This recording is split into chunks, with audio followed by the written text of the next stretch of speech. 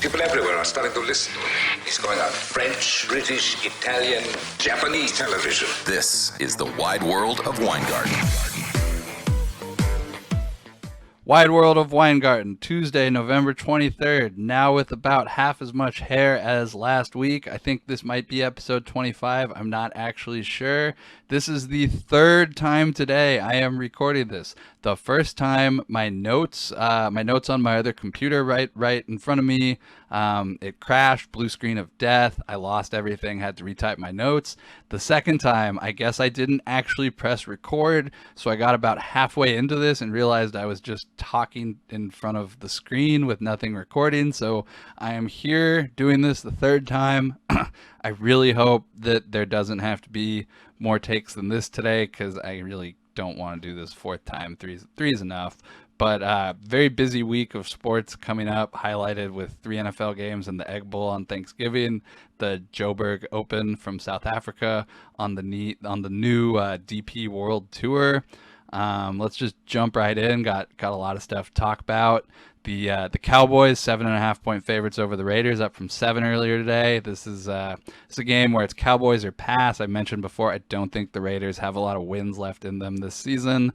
I, like everybody else, teased the Cowboys down. I teased them down to -1 with the Rams +8 on Sunday night. Those lines are gone. I would still tease the Cowboys down to -1.5, which I actually did. I expect that to be a very popular teaser leg on Thursday. It's just a question of the second side you pair it with. The best options I saw were the Jets at 8.5, the Colts at 8.5, although I see that's moving a little bit, and then the Dolphins at 8 versus the Panthers on a 42 total is the one that I like, and the one that I bet. Cowboys -1.5, Dolphins +8. That's my Wong teaser that's available right now. As far as straight up bets go in the NFL, I bet the Steelers +4.5 versus the Bengals this weekend. TJ Watt, Joe Hayden, Minka Fitzpatrick all expected to play for the Bengals on Sunday. In college, I have one game Friday and one game Saturday that stand out to me. On Friday, it's Utah State -15.5 versus New Mexico.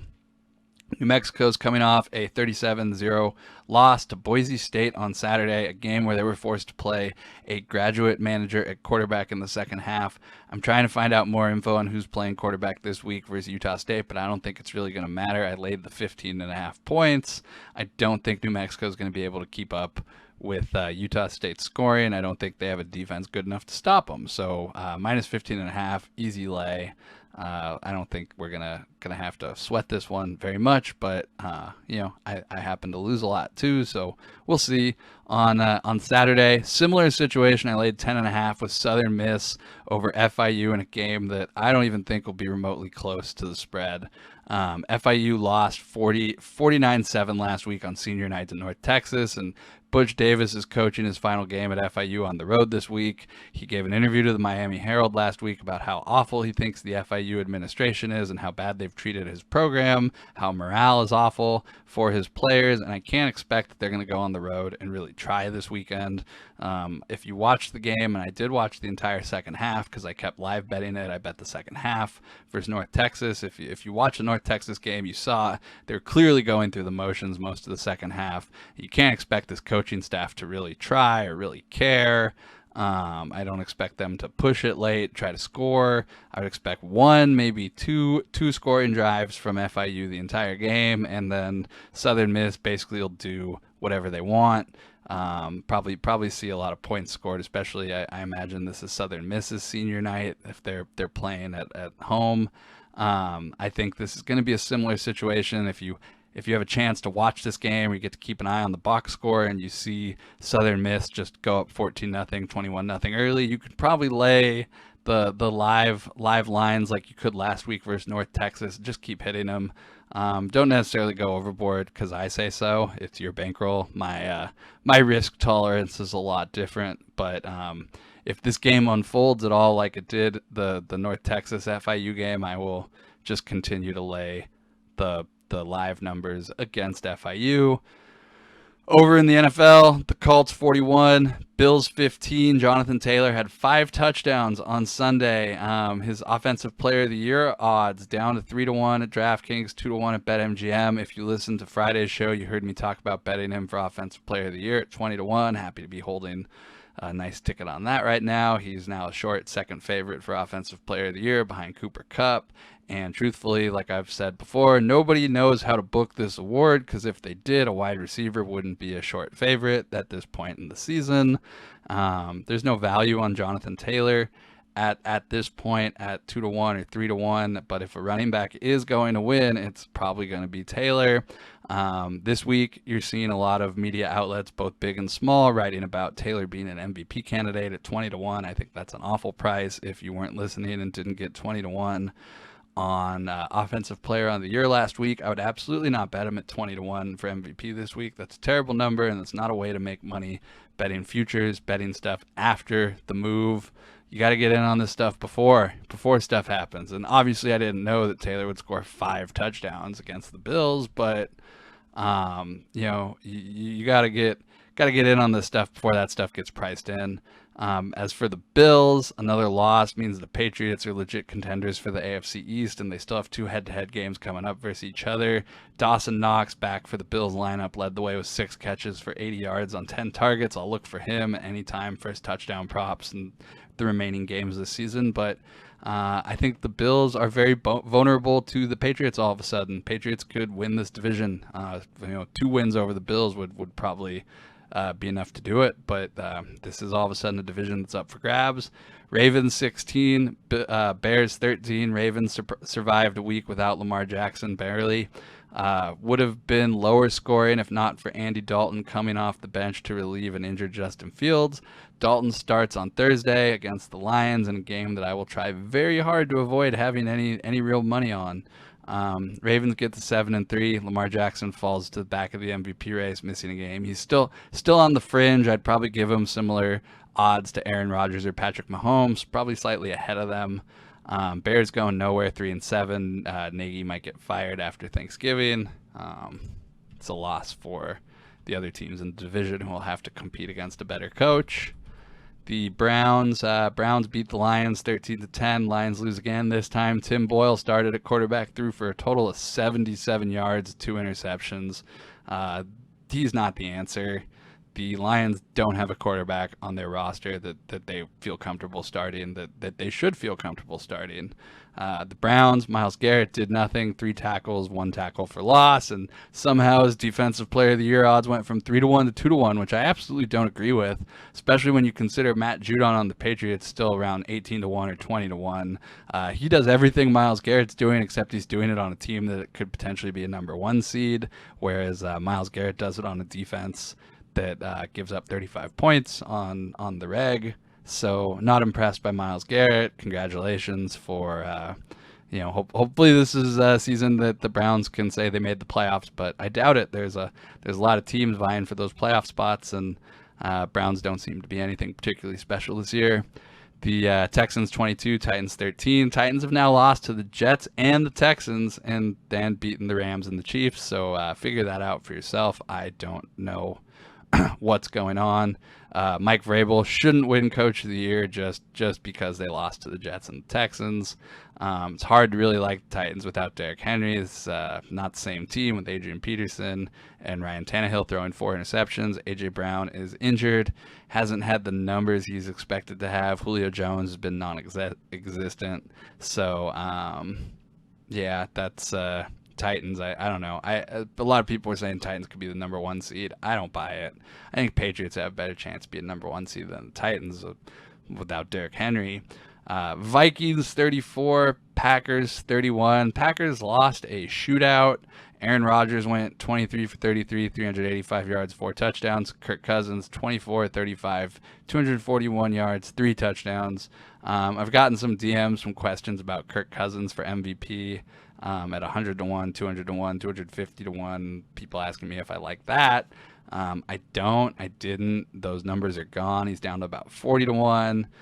So if you grab those numbers, obviously decent grab. That's how you make money on futures, is betting big numbers before they move. So I can't fault anybody there. I don't personally see Cousins winning, even though if you kind of do a player A, player B comparison, he has similar numbers to Aaron Rodgers. I think if the Vikings made the playoffs and Cousins put up elite numbers, I could see him potentially getting some buzz, but I think the best bet out there is Kirk Cousins, Offensive Player of the Year at DraftKings at 100-1.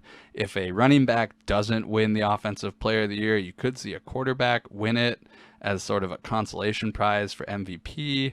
And I mentioned before, nobody knows how to book Offensive Player of the Year, so 100-1 for Cousins, I think, is a good bet there, especially if you consider the fact that if Cousins is going to win MVP, he's likely also going to win Offensive Player of the Year because he's going to have to put up some crazy-ass numbers to do it.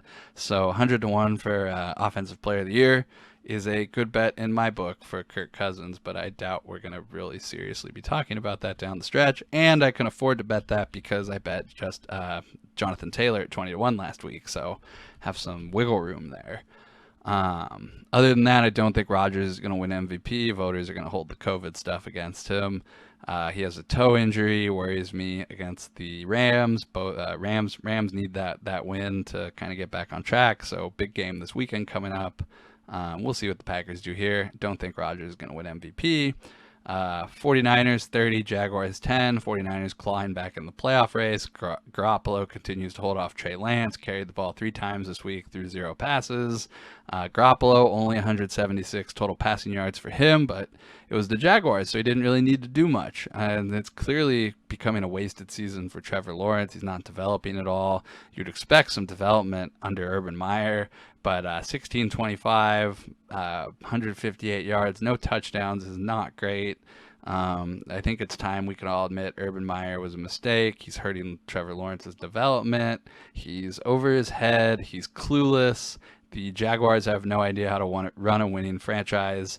I'd be surprised if Myers gets a second year. This was just a mistake, and they should start over. The Washington 27, Panthers 21. Cam Newton played pretty well, scored a rushing touchdown, two passing TDs. Panthers looking at a narrowing playoff window though with another loss. Nobody's winning any awards on either of these teams. I don't really feel like I have to talk about them very much. Dolphins 24, Jets 17. Both of these teams are teaser legs for Week 12. That's about all I could say positive about them. Jets might be the worst team in the NFL. Even though the Lions have less wins, I think the Jets have just been awful. Nobody contending for any awards on either of these teams. Don't have to talk about them. Do have to consider teasing them this week. Eagles 40, Saints 29. Jalen Hurts had 3 rushing touchdowns. Didn't take a look at his odds for scoring twice or scoring 3 times, but I'm assuming they won't be that high this week after three rushing touchdowns last week. Didn't throw the ball great again though. And the Saints couldn't cover the teaser number here, lost by 11. They need Taysom Hill at quarterback. Trevor Siemian is not the guy. The only way he would ever be the guy is if the guy is Jared Goff. I don't think Trevor Siemian is a NFL quarterback. The Eagles keep playing better than their odds give them credit for, but check out their schedule going forward. They finished the season with at Giants, at Jets, Washington Giants, at Washington, and a Week 18 home game versus the Cowboys. And there's nothing more exciting than a Week 18 Eagles-Cowboys home game. They just need to win 5 of their next 6 games and beat the Cowboys Week 18, and the Eagles are in the playoffs. So Eagles plus 120 would be to make the playoffs would probably be my bet here. But I think you'll make more money if you do open money line parlays and roll them over week after week.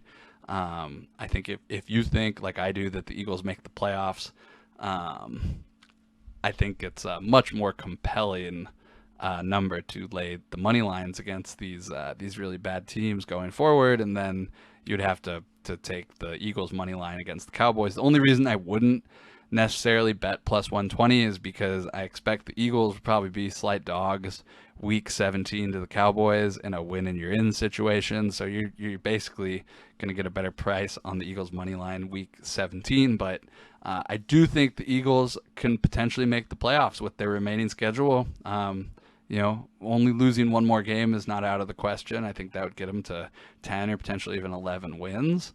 So yeah, don't count the Eagles out yet. and now we can take a quick break here. Welcome back. Bengals 32, Raiders 13. Raiders didn't score a touchdown until the late fourth quarter. Raiders currently 5-5, and after Thanksgiving versus Cowboys, they are probably going to be 5-6. Then they play Washington back to back at Chiefs and Browns, Broncos at Colts, and then Chargers to finish the season. That's 3 road games in 4 weeks, and only 1 remaining game versus a losing team on the schedule for the Raiders. I don't see very many wins left. Over 1, maybe 2 wins would be pushing it. I think the adjusted win total this week, it's 7.5, 110 at DraftKings. I would bet under 7.5 without blinking. I liked under 8.5 last week. I think 7.5 minus 110 is a great bet. Like I said, I'll keep rolling these bets over next season on the Raiders under again, unless for some reason between now and then they hire a competent GM and crush this upcoming draft, which I think is highly unlikely. They just don't have the talent to replace the last couple years of poor drafting, and it's going to be a while before the Raiders really fix their everything going on. So yeah, under 7.5. If you have DraftKings, that's a great bet on an adjusted win total. I don't think they're gonna get close to 7.5 wins. Bengals, their schedule going forward does them no favors. If they're gonna make the playoffs, they're gonna have to do it the hard way. Next 3 weeks, Steelers, Chargers, 49ers all come to town. Then they go to Denver, play the Broncos on the road. Terrible spot, playing at altitude. Back home for Ravens, Chiefs, back-to-back, and then finish the season versus division rival Cleveland Browns.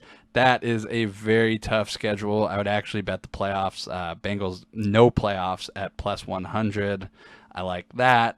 If they do somehow make the playoffs and do well over their remaining schedule, I think Zach Taylor is going to get some serious Coach of the Year consideration. So I'm taking the Bengals to miss the playoffs here. And then there's Jamar Chase, who is falling behind in the Offensive Rookie of the Year race. He was looking really good, and then Mac Jones started winning games, and then truthfully, it just comes down to the fact that quarterback wins are more important than any stat that Jamar Chase can or will put up. If you do like Jamar Chase and you think he's going to continue to play well, I would just bet him to score anytime touchdowns every game the rest of the season. You can win those anytime touchdown bets, and Mac Jones can still be the Offensive Rookie of the Year.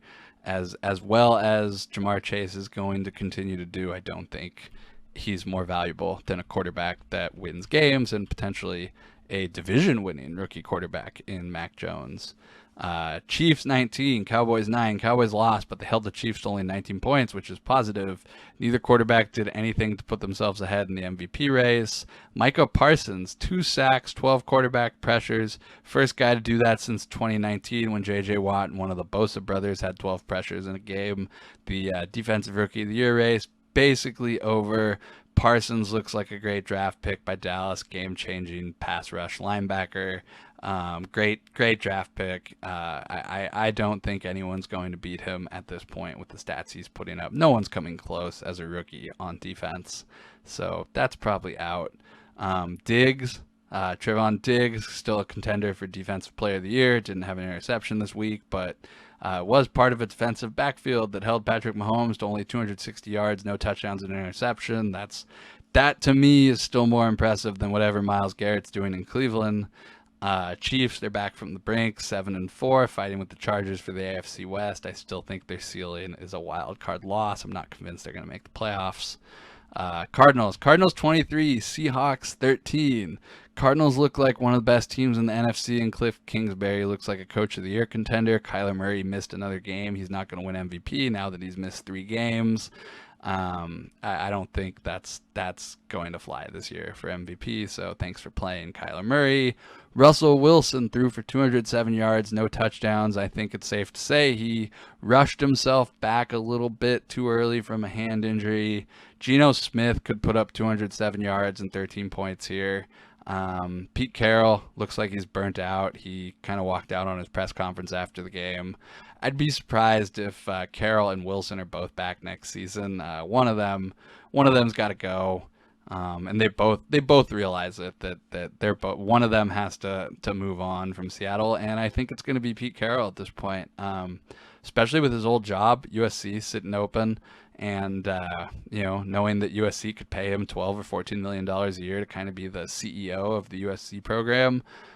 If you have accounts offshore that are offering the next USC head coach market, I bet Pete Carroll at 125 to 1. I think I bet $200 on that. I think it's too high. And if you're Pete Carroll, you have to be at least thinking in the back of your head that the USC job, your old job where they love you, is open and they're willing to pay your salary demands. And if you're USC, a program that is committed to and addicted to their past, would you rather hire an unknown? Would you rather hire somebody not affiliated with the program, or would you rather bring back Pete Carroll, the recent Golden Boy who won your last national championship? Yeah, that's how USC thinks. So 125 to 1, way too high, especially if you think like I do that Pete Carroll has to at least be thinking that that's an option. I put a little money on that. The Chargers 41, Steelers 37. It was 27-10 at the start of the fourth quarter, 41 points in the fourth. Not exactly sure what happened there, but it was an entertaining game, and I had some TD props that won, so it wasn't a total loss. But the Steelers played well, considering Minkah Fitzpatrick, TJ Watt, and Joe Hayden were all out on defense. Obviously the fourth quarter, I don't really know what happened there, but both teams gave up a ton of points. Chargers did their best to give the game away, and they're still contending for the AFC West somehow. 4 touchdowns for Austin Eckler put him in the conversation for Offensive Player of the Year, but he's no Jonathan Taylor. If a running back's going to win it, it's probably going to be Taylor, barring some sort of injury going forward. And then Monday night was a pretty boring Monday night game. Bucks 30, Giants 10. Brady threw for 307 yards, 2 touchdowns. Spent the fourth quarter on the bench. No Vita Vea for the Bucks. This performance, 10 points by the Giants, got Jason Garrett fired today. It's never a good sign when a coaching staff fires a coordinator mid-season. Daniel Jones just doesn't look like the guy. Same sort of thing with these other guys I say aren't the guy.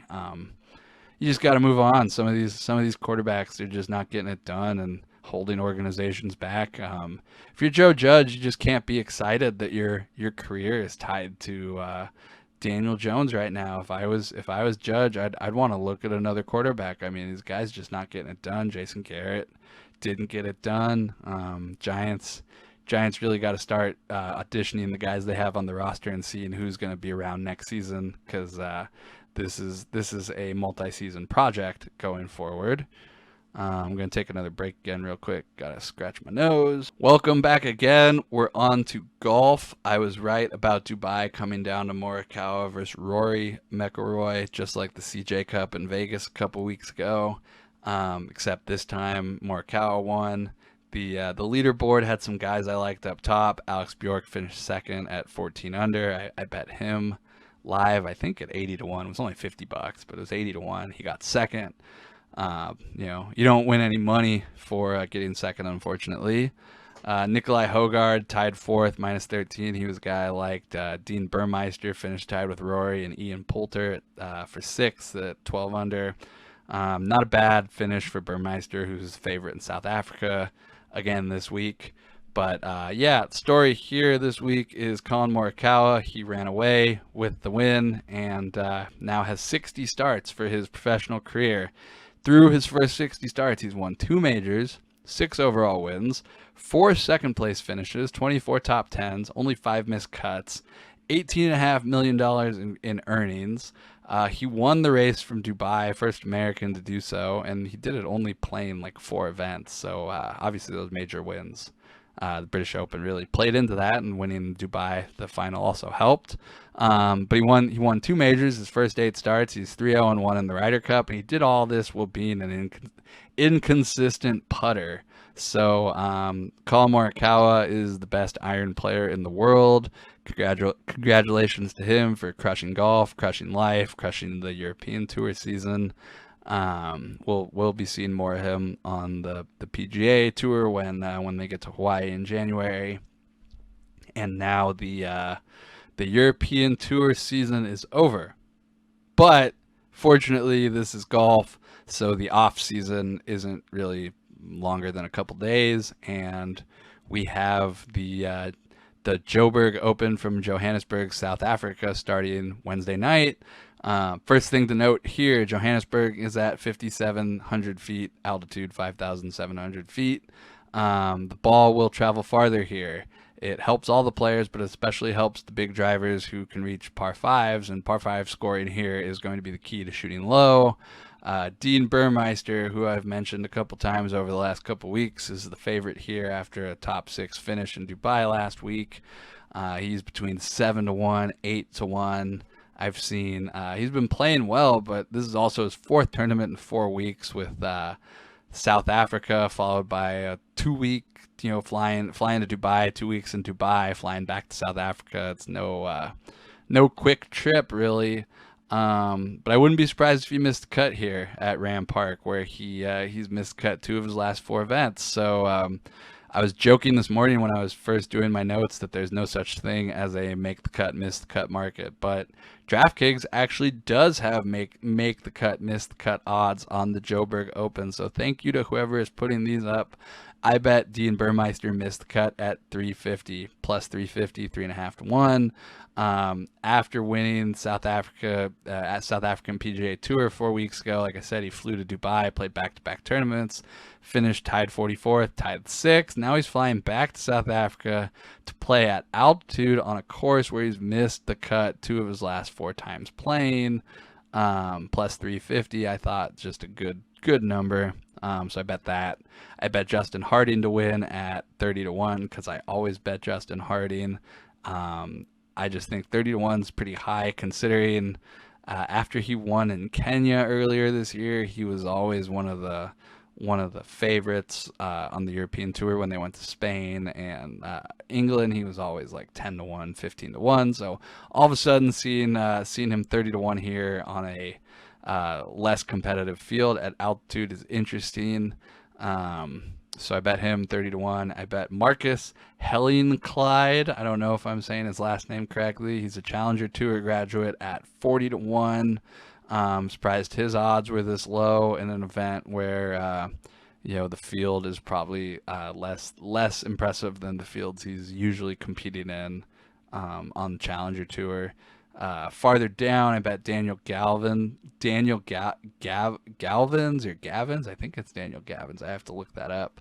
At 66-1. He was a recent winner on the UK swing this last year on the European Tour. I thought I was getting a good number at 66-1. It's a little lower at Bookmaker right now. And then even farther down, I bet Martin Vorster at 200-1. At 13-1 to be a top 10 finisher. He's currently been bet down to 150-1 at DraftKings, and he's 150-1 at Betfair. If you could beat that 150-1 number, I'd bet it. If you want to bet 150-1, I can't stop you. I don't think it's necessarily as good as 200-1. I also don't necessarily think he's going to win because Martin Vorster is making his first pro start after winning at Rand Park here as an amateur a couple months ago. I just think 200-1 for a guy who's won on this same course recently is a lot, but you do got to keep in mind that he's an amateur making his first pro start. Other guys I liked with long odds that I haven't bet yet is Thurston Lawrence, Andre Leeser. It's Leeser, I believe. All the guys I mentioned would also be DFS options. Haven't looked much at DFS for this event, but it's interesting. I kind of want to.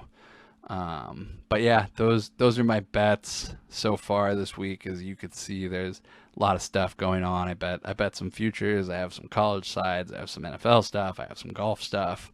But yeah, a lot of info here to go through in about 30 minutes. So enjoy, and I'll be back probably tomorrow. Thank you.